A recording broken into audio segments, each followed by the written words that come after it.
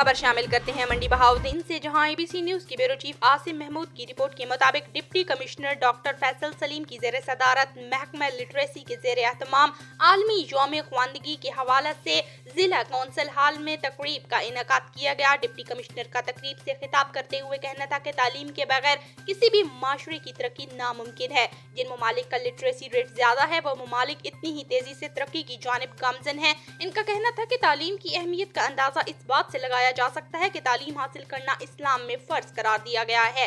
Deputy commissioner نے بتایا کہ ضلع منڈی بہاؤالدین میں اس وقت 300 لٹریسی سینٹرز کام کر رہے ہیں، جن میں تقریباً 9000 بچے تعلیم کی روشنی سے منور ہو رہے ہیں۔